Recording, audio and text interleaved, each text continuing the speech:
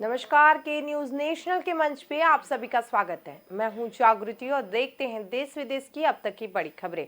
एक नजर हेडलाइंस पे। गूगल ने तालिबान को दिया बड़ा झटका। उसने अफगानिस्तान सरकार के कुछ सरकारी ईमेल खातों को अस्थायी रूप से बंद कर दिया।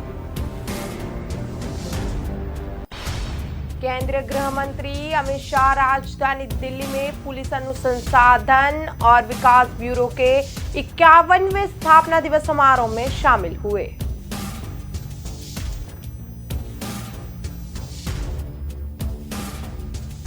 अमेरिकी राष्ट्रपति जो बाइडेन ने 9/11 हमलों से संबंधित जांच दस्तावेज जारी करने वाले एग्जीक्यूटिव ऑर्डर पर दस्तखत कर दिए। ब्रिटेन की महारानी एलिजाबेथ द्वितीय स्वस्थ, हालांकि शाही परंपरा के मुताबिक उनके निधन के बाद अंतिम संस्कार की तैयारियों का सीक्रेट प्लान लीक होने से हड़कंप मच गया। अफगानिस्तान के मुद्दे पे भारत के विदेश सचिव हर्षवर्धन श्रृंगला ने वॉशिंगटन में मीडिया से बातचीत में कहा कि अफगानिस्तान के हालातों पर अमेरिका और भारत नजर बनाए हुए।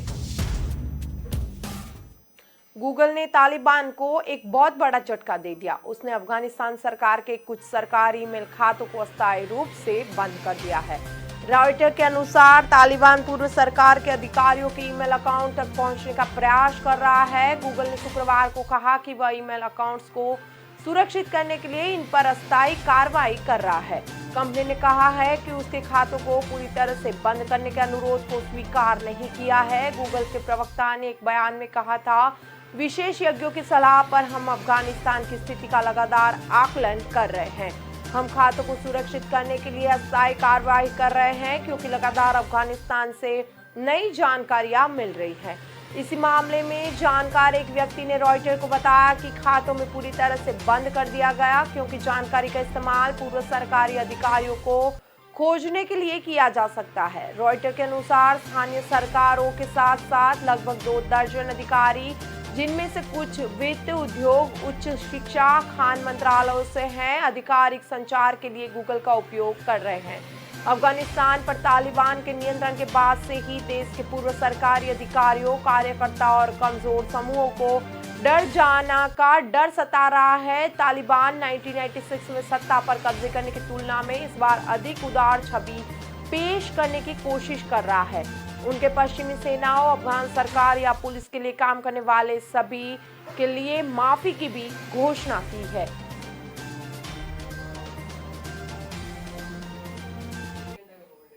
केंद्रीय गृह मंत्री अमित शाह राजधानी दिल्ली में पुलिस अनुसंधान और विकास ब्यूरो के 51वें स्थापना दिवस समारोह में शामिल हुए। इसी दौरान उन्होंने टोक्यो ओलंपिक में रजत पदक विजेता मीराबाई चानू को भी सम्मानित किया। मणिपुर सरकार ने मीराबाई चानू को पुलिस विभाग में अतिरिक्त पुलिस अधीक्षक खेल के रूप में नियुक्त किया है। शाह ने कहा कि आजादी के पहले से लोकतंत्र हमारे देश का स्वभाव रहा है और बिना कानून व्यवस्था के यह सफल नहीं हो सकता। पुलिस अनुसंधान और विकास ब्यूरो के 51वें स्थापना दिवस के मौके पर अमित शाह ने कहा कि लोकतंत्र हमारे देश का स्वभाव है। अगर कोई कहता है कि लोकतंत्र 15 अगस्त 1970 के बाद या 1950 में संविधान अपनाने के बाद ही आया है तो ये गलत है। उन्होंने कहा, पहले भी गांव में पंच परमेश्वर हुआ करते थे। हजारों साल पहले द्वारका में यादवों का गणतंत्र था, बिहार में गणतंत्र था, इसलिए लोकतंत्र हमारे देश का स्वभाव है। गृह मंत्री का कहना था कि अगर कानून व्यवस्था ठीक नहीं है तो लोकतंत्र कभी सफल नहीं हो सकता। कानून व्यवस्था को ठीक रखने का काम पुलिस करती है। पूरे सरकारी तंत्र में सबसे कठिन काम अगर किसी सरकारी कर्मचारी का है तो वह पुलिस के मित्रों का है। उन्होंने कहा कि कोई भी संस्था हो, वह अपने क्षेत्र के अंदर 51 साल तक अपनी प्रासंगिकता को बना सकता है और बनाए रखता है तो उसका मतलब है उसके काम में प्रासंगिकता और दम दोनों हैं। अमेरिकी राष्ट्रपति ने चुनावी वादा पूरा किया। अमेरिकी राष्ट्रपति जो बाइडेन ने 9/11 हमलों से संबंधित जांच दस्तावेज जारी करने वाले एग्जीक्यूटिव ऑर्डर पर दस्तखत कर दिए। बाइडेन ने इन हमलों के शिकार पीड़ित परिवारों से वादा किया था कि हमलों के बाद federal bureau of investigation FBI ने जो जांच की थी उसके जुड़े कुछ डॉक्यूमेंट्स जारी किए जाएंगे। वह वादा बाइडेन ने नवंबर में अपने चुनावी रैलियों के दौरान कई बार दोहराया था। बाइडेन द्वारा शुक्रवार को जारी आदेश में जस्टिस डिपार्टमेंट से कहा गया कि वो डिक्लासिफाई किए जाने वाले डॉक्यूमेंट्स को एक बार फिर देख ले ताकि उन्हें रिलीज किया जा सके। अब अटॉर्नी जनरल मैरी गार्लैंड इन दस्तावेजों को देखेंगे और इसके बाद 6 महीने में इन्हें जारी किया जाएगा। बाइडेन ने कहा, मैंने जो वादा किया था उसे पूरा करने की दिशा में एक कदम उठा रहा हूं। 11 सितंबर को इन हमलों के 20 साल पूरे हो जाएंगे। 20 साल बाद ही अमेरिकी फौज अफगानिस्तान से वापस आ चुकी है। इन दस्तावेजों में 9/11 हमलों की साजिश से संबंधित कुछ जानकारी तो मिलेगी ही, इसके अलावा ये भी पता लग सकता है कि अमेरिका ने भविष्य में इस तरह के हमलों से बचने के लिए क्या तैयारी की है। ऑर्डर में साफ कहा गया है कि उन दस्तावेजों को जारी नहीं किया जा सकता जिससे देश की सुरक्षा खतरे में पड़ जाए। यही वजह है कि जस्टिस डिपार्टमेंट पहले इन्हें देखेगा। बाइडेन इन पर दस्तावेजों को जारी करने का दबाव भी था। कुछ ही दिनों पहले 9/11 के पीड़ित परिवारों ने व्हाइट हाउस को एक पत्र लिखकर कहा था अगर ये दस्तावेज जारी नहीं किए जाते तो बाइडेन 9/11 मेमोरियल पर स्वागत नहीं किया जाएगा। इन हमलों में 3000 से ज्यादा लोग मारे गए थे। Operation the London bridge leak हुआ। ब्रिटेन की महारानी एलिजाबेथ द्वितीय भी स्वस्थ है। हालांकि शाही परंपरा के मुताबिक उनके निधन के बाद अंतिम संस्कार की तैयारियों का सीक्रेट प्लान लीक होने से हड़कंप मच गया। दरअसल शुक्रवार को अमेरिकी न्यूज वेबसाइट पॉलिटिको पर कुछ दस्तावेज सामने आए जिसमें महारानी के निधन के कुछ घंटों और दिनों के बाद बड़े स्तर पर होने वाले कार्यक्रमों की योजना की जानकारी दी गई थी। योजना के मुताबिक महारानी के निधन के बाद 10 मिनट के भीतर व्हाइट हॉल के झंडे आधे झुका दिए जाएंगे। प्रिंस चार्ल्स टीवी पर जनता को संबोधित करेंगे। इसी के बाद ब्रिटेन के दौरे पर निकल जाएंगे। अंतिम संस्कार का कार्यक्रम 10 दिन चलेगा। महारानी को प्रिंस फिलिप के बगल में दफनाया जाएगा। इन सब बातों का जिक्र प्लान ऑपरेशन लंदन ब्रिज में किया गया है। प्लान के मुताबिक निधन के दिन को D-Day कहा जाएगा। महारानी के निधन की सूचना उनके निजी सचिव प्रधानमंत्री को देंगे। योजना का खुलासा होने से शाही परिवार में हड़कंप है। बकिंघम पैलेस की नाराजगी को देखते हुए सरकार जांच भी बिठा सकती है। शाही परिवार के बाद प्रधानमंत्री पहले शख्स होंगे जिनसे ये बात साझा की जाएगी। निधन के घंटे बाद महारानी को गन सैल्यूट दिया जाएगा। शाही परिवार मीडिया के जरिए आधिकारिक सूचना देगा कि महारानी का अंतिम संस्कार वेस्टमिंस्टर एबे में होगा। अंतिम संस्कार से पहले 3 दिन पार्थिव शरीर संसद में रखा जाएगा ताकि आम लोग श्रद्धांजलि दे सके। अफगानिस्तान के मुद्दों पर भारत के विदेश सचिव हर्षवर्धन श्रृंगला ने वॉशिंगटन में मीडिया से बातचीत की। उन्होंने कहा कि अफगानिस्तान के हालात पर अमेरिका और भारत नजर बनाए हुए हैं। साथ ही कहा कि अफगानिस्तान के पड़ोसी पाकिस्तान ने तालिबान का समर्थन किया और वह तालिबान को पालता रहा है। ऐसी कई बातें हैं जिनमें पाकिस्तान ने तालिबान की मदद की है। इन्हीं बातों को ध्यान में रखते हुए पाकिस्तान की भूमिका पर भी नजर रखनी होगी।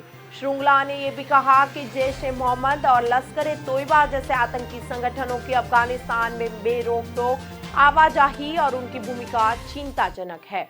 हम सतर्कता से इन सब पर नजर रखेंगे। अफगानिस्तान में सरकार के ऐलान से पहले कश्मीर का राग अलापने वाले तालिबान को भारत ने करारा जवाब दिया।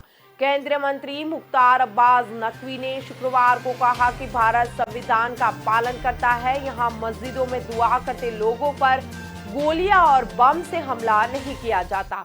न लड़कियों को स्कूल जाने से रोका जाता है और न ही उनके सिर और पैर काटे जाते हैं। नकवी ने ये बात तालिबान के उस बयान के जवाब में कही जिसमें उन्होंने कहा था कि कश्मीर समेत दुनिया भर के मुसलमानों की आवाज उठाने का हक तालिबान को है। नकवी ने तालिबान से सीधे तौर पर कहा कि भारत के मुसलमानों को छोड़ दे, उनकी चिंता करने की जरूरत नहीं है।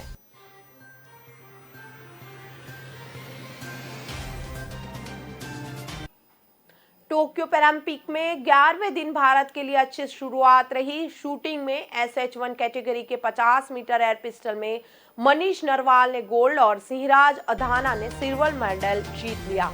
बैडमिंटन में SL4 में नोएडा के DM सुहास यतिराज ने भी फाइनल में पहुंचकर भारत के लिए आज का दूसरा मेडल पक्का किया है।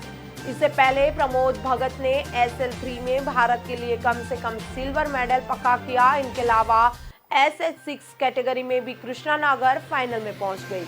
मनीष ने फाइनल में 209.1 का स्कोर किया, जबकि सिंहराज ने 207.3 का स्कोर कर सिल्वर मेडल जीता है।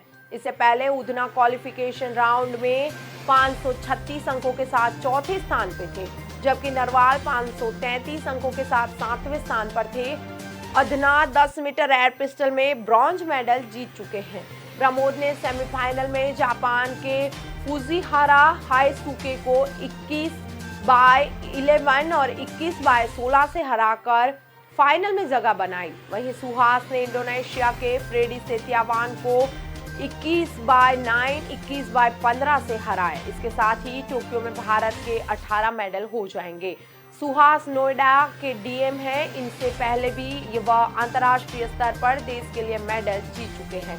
प्रमोद भगत गोल्ड मेडल के लिए बैथल डैनियल के साथ भिड़ेंगे। बैथल ने मनोज सरकार की सेमीफाइनल में 21-8, 21-10 से हराया। अब मनोज सरकार ब्रॉन्ज मेडल के लिए फुजीहारा हाईसुके के साथ भिड़ेंगे।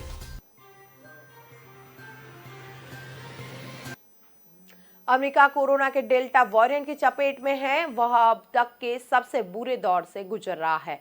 देश में पिछले 8 महीनों से सबसे ज्यादा मरीज मिल रहे हैं। आलम यह है कि हर 55 सेकंड में एक मौत और 1 मिनट में 111 लोग संक्रमित हो रहे हैं। यानी अमेरिका में हर 1 सेकंड में 2 केस सामने आ रहे हैं। अमेरिका में कोरोना के मामले 4 करोड़ पार कर गए। 6.62 लाख से ज्यादा मौतें हो चुकी है। देश भर के अस्पताल भर चुके हैं। ऑक्सीजन की कमी होने की आशंका जताई जाती है। केवल अगस्त में ही अमेरिका के कोरोना के 42 लाख से अधिक नए मामले दर्ज किए गए और मृतकों की संख्या जुलाई की तुलना में 3 गुना से भी अधिक बढ़कर 26,805 हो गई। रिपब्लिकन राज्यों में मौतों की संख्या पिछले साल से बढ़ गई है। Hawaii, Vermont, Texas, Kansas, Virgin Island, Alaska, Utah, Nevada, Oregon, Georgia और नॉर्थ कैरोलिना में 2020 की तुलना में अगस्त 2021 में अधिक मौतें दर्ज की गई। Arizona, Oklahoma, West Virginia, Kentucky, Virginia, California और अल्बामा में यह आंकड़ा पहले ही पार हो चुका है। कई जिलों के स्वास्थ्य अधिकारियों ने इसके पीछे सीधे तौर पर रिपब्लिक गवर्नरों को जिम्मेदार ठहराया। अधिकारियों के मुताबिक इन राज्यों के गवर्नरों ने वायरस के खिलाफ निवारक उपाय अपनाने से इनकार कर दिया और डेल्टा वेरिएंट फैलने दिया। रिपब्लिकन पार्टी के शासन वाले अरकानसास, फ्लोरिडा, लुसियाना, मिसिसिपी और ओरेगॉन डेल्टा वेरिएंट के एपिसेंटर बने हुए हैं।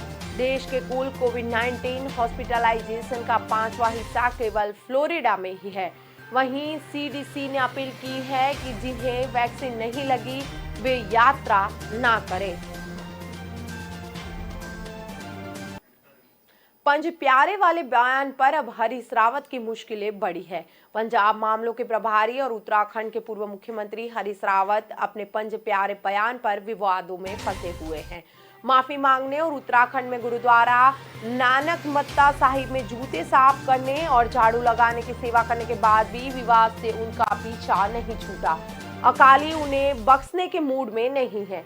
यूथ अकाली दल उनके खिलाफ आपराधिक मामला दर्ज करने के लिए शिकायत देगा। यूथ अकाली दल की तरफ से रावत का पुतला भी फूंका गया था और अब वह उनके खिलाफ आपराधिक मामला दर्ज करने की शिकायत दे रहे हैं। शिकायत पुलिस कमिश्नर नैनीहाल सिंह को शनिवार दोपहर 11:30 बजे दी जानी है। शिकायत उनके उस बयान के खिलाफ है जिसमें उन्होंने पंजाब कांग्रेस प्रधान नवजोत सिद्धू और उनके 4 कार्यकारी अध्यक्षों की तुलना पंज प्यारों से की थी। यूथ अकाली दल के जिला अध्यक्ष मंत्री श्री मन्ना का कहना है कि हरीश रावत ने इस तरह का बयान देकर सिख समुदाय की धार्मिक भावनाओं से खिलवाड़ किया, इसलिए उनके खिलाफ धार्मिक भावनाएं आहत करने का मामला दर्ज होना चाहिए। हरीश रावत द्वारा बयान पर विवाद होते देखकर तुरंत माफी भी मांगी गई थी। सोशल मीडिया के जरिए उन्होंने कहा था कि वह अनजाने में हुआ है, वह इसके लिए सभी से माफी मांगते हैं। पश्चाताप के लिए उन्हें एरिया के गुरुद्वारा साहिब में सेवा भी करेंगे। उनका कहना था कि वह किसी का भी मन नहीं दुखाना चाहते थे। जो हुआ गलती से हुआ है और इसके लिए वह दुखी है। इसके बाद हरीश रावत ने शुक्रवार को उत्तराखंड के नानक मत्ता गुरुद्वारे में पहुंचकर जूते साफ करने और झाड़ू लगाने की सेवा दी, लेकिन विवाद से उनका पीछा नहीं छूटा है। फिलहाल वक्त हो चला है ब्रेक का। ब्रेक के बाद तुरंत मिलेंगे।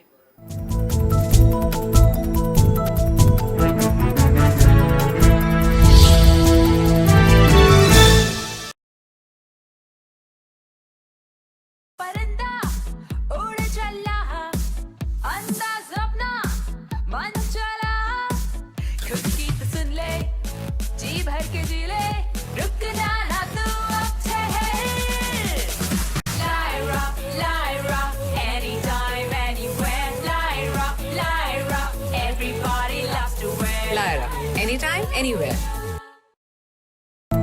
ब्रेक के बाद एक बार फिर के न्यूज नेशनल के मंच पे आप सभी का स्वागत है। देश में जल संकट के हालात अभी बढ़ते नजर आ रहे हैं। कमजोर मानसून के चलते इस बार राजस्थान समेत पूरे देश में जल संकट की हालत है। सिंचाई और पीने योग्य पानी के लिए देश भर में बने 130 बांधों में महज 6 बांधों में क्षमता के मुताबिक पूरा पानी है। बाकी 124 बांधों में 100% पानी नहीं आया। देश के 25 बांध ऐसे हैं जहां 50% पानी भी नहीं पहुंच पाया। सेंट्रल वाटर कमीशन की 26 अगस्त को जारी एक रिपोर्ट में इसकी पुष्टि की गई। हालांकि आने वाले दिनों में मानसून फिर से सक्रिय होता है तो कुछ बांधों में पानी का लेवल बढ़ सकता है। सेंट्रल वाटर कमीशन की रिपोर्ट के मुताबिक देश के बांधों में इस समय 108 BCM पानी है, जबकि पिछले साल 130 BCM पानी था। पिछले 10 सालों में देश के बांधों में 113.568 BCM पानी रहा। यानी सीधे तौर पर समझा जाए तो देश के बांधों में जितना पानी होना चाहिए इस बार उसका मज़ा 63% ही पानी है, जबकि पिछले साल 83% और पिछले 10 सालों में 96% पानी रहा। देश के मध्य में स्थित राज्यों में इस बार पानी उम्मीद से कम है। मध्य भारत के 23 बांधों में से 5 में 40% से कम पानी, वहीं 4 बांधों में 40 से 50% पानी आया है। मध्य प्रदेश में कुल क्षमता के 26 कम पानी आया, वहीं छत्तीसगढ़ में 4% पानी है।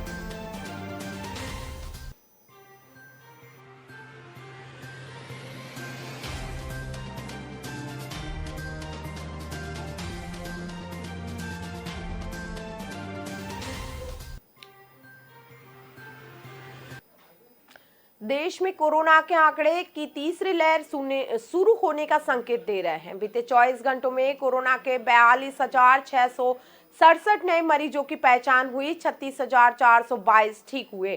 342 की मौत हो गई। इस तरह एक्टिव केस यानी इलाज करा रहे मरीजों की संख्या 5,898 की बढ़ोतरी के साथ दर्ज हुई।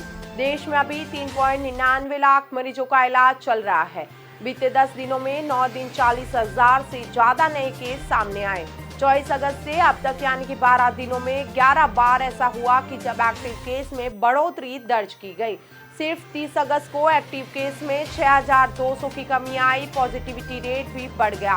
23 अगस्त को यह 1.3 था तो 2 सितंबर को 2.7 के साथ हो गया। आसान भाषा में समझे तो 23 अगस्त को 300 जांच करने पर 4 लोगों की कोरोना रिपोर्ट पॉजिटिव आ रही थी। अब 8 संक्रमित मिल रहे हैं।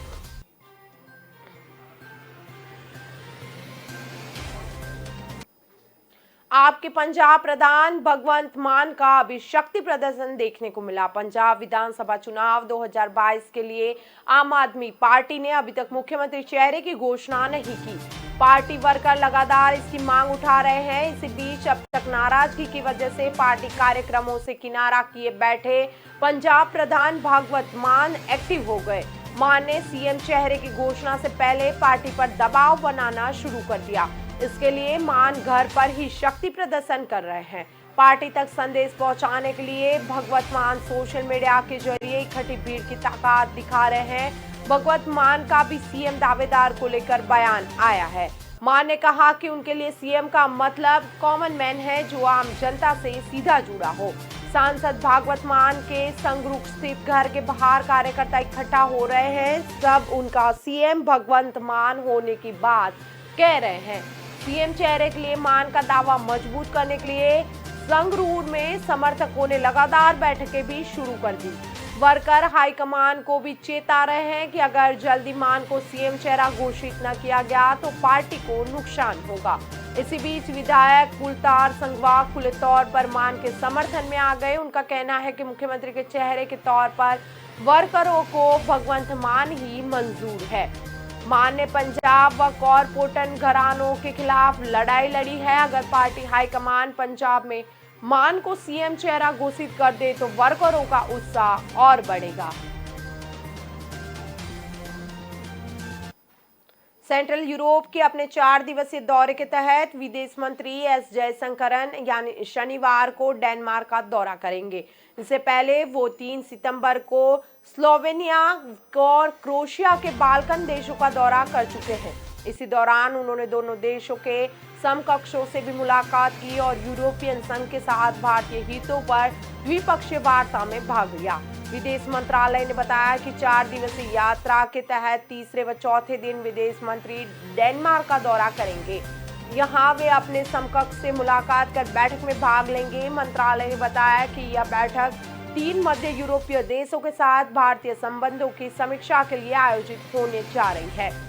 इसमें विदेश मंत्री यूरोपियन संघ के साथ भारत के रिश्तों को और भी ज्यादा मजबूत बनाने की कोशिश करेंगे। डेनमार्क में विदेश मंत्री एस जयशंकर भारतीय डेनिश संयुक्त आयोग के चौथे दौरे की बैठक की सह अध्यक्षता भी कर सकते हैं। इसके तहत वे पिछले साल सितंबर में वर्चुअल सम्मेलन दौरान स्थापित ग्रीन स्ट्रेटेजिक समझौते की समीक्षा भी करेंगे। इससे पहले वे स्लोवेनिया में यूरोपीय संघ के सदस्य देशों की बैठक में शामिल हुए थे। इसी दौरान उन्होंने सभी देशों के विदेश मंत्रियों के साथ अनौपचारिक बैठक भी की थी।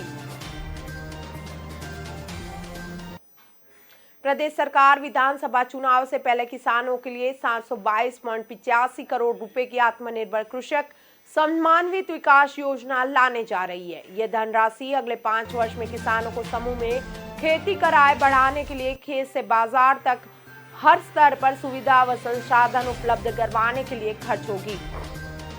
चालू वित्त वर्ष में इस योजना के लिए 100 करोड़ रुपए की व्यवस्था का प्रस्ताव है। इस योजना के अंतर्गत 5 वर्ष में 2725 कृषक उत्पादन संगठनों का गठन कर 27.25 लाख शेयर होल्डर किसानों को सीधे लाभान्वित करने की तैयारी है। प्रदेश सरकार ने नई योजना केंद्र सरकार की कृषि अवसंचालन निधि को आधार बनाते हुए तैयार की। नाबार्ड इस निधि से करीब 9% ब्याज दर पर ऋण उपलब्ध कराता है। ऋण के लिए संबंधित संस्था को 10% मार्जिन मनी लगानी होती है। केंद्र सरकार कृषक आवश्यकताओं के लिए 2 करोड़ रुपए तक पर लिए गए ऋण पर 3% ब्याज अनुदान और क्रेडिट गारंटी देती है, लेकिन कृषि सहकारी समितियों को 1% ब्याज दर पर ऋण उपलब्ध कराती है। प्रदेश सरकार की प्रस्तावित योजना में कृषि सहकारी समितियों को मार्जिन मनी व एफपीओ कृषि व्यवसायों से जुड़े संस्थाओं को अपनी ओर से भी 3% ब्याज अनुदान देने की तैयारी कर रही है। 3% ब्याज अनुदान केंद्र देता है। इस तरह इन संस्थाओं को 3% से भी कम ब्याज दर पर ऋण मिल सकेगा। ये संस्थाएं कृषि इंफ्रास्ट्रक्चर का विकास कर किसानों की खेती लागत में कमी व आय बढ़ाने का काम कर सकेंगी। यह योजना कृषि उत्पादन आयुक्त आलोक सिन्हा व उपर मुख्य सचिव कृषि डॉक्टर देवेश चतुर्वेदी के निर्देशन में तैयार की गई है।